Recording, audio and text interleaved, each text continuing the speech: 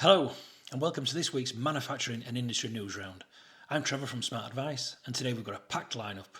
Drones are taking off in Swindon, shipping gets a £1 billion green boost, Jaguar Land Rover faces a cybersecurity crisis, and GSK shifts billions across the Atlantic. We'll also take a look at the fight to save bus jobs, the NHS's plastic problem, and a £30 billion AI growth zone that could transform the North East. Let's dive in.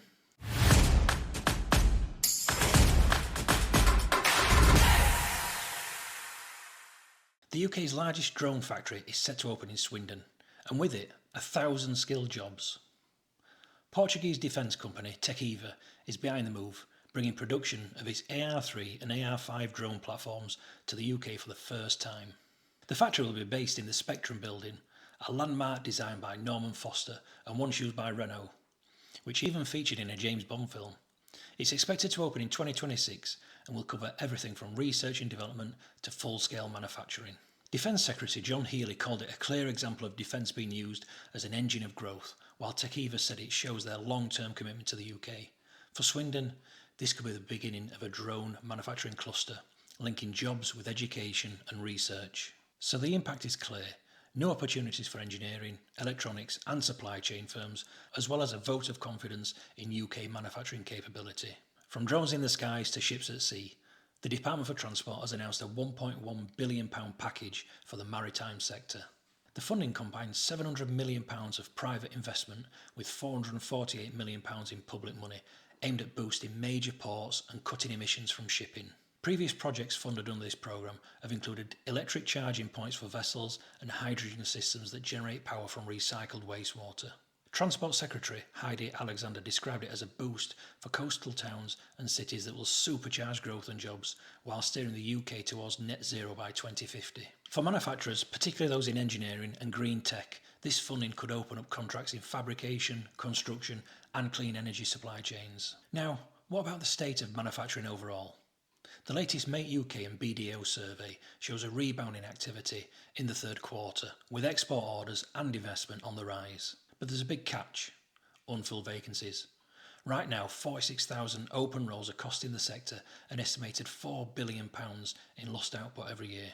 The numbers are telling.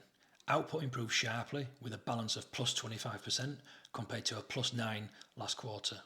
Export orders rose plus 23%, while UK orders also turned positive. Recruitment intentions jumped and investment intentions shot up to plus 25%, suggesting pent-up demand is finally being released. But despite the short-term optimism, forecasts remain weak.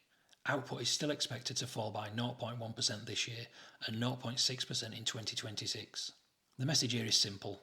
Manufacturers are investing, but without skilled people to fill the jobs, growth will remain fragile. For SMEs, it's another reminder to double down on apprenticeships, training and retention. On to one of the biggest stories of the week. Jaguar Land Rover could face a £120 million hit after a major cyber attack forced it to halt production across all of its UK factories. The shutdown began on August 31st and has now been extended until at least the 24th of September, with reports it could run into November.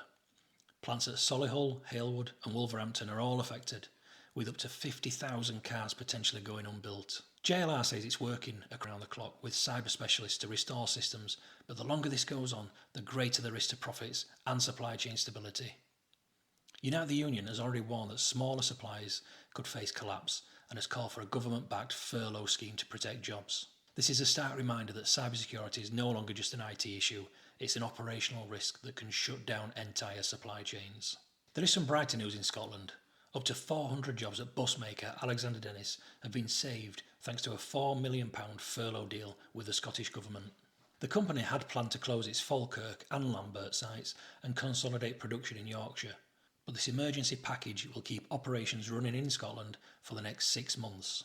First Minister John Swinney called it a turning point, saying it shows the government's determination to protect skilled manufacturing jobs. But the deal comes with conditions. The company must secure future orders to prove long-term viability.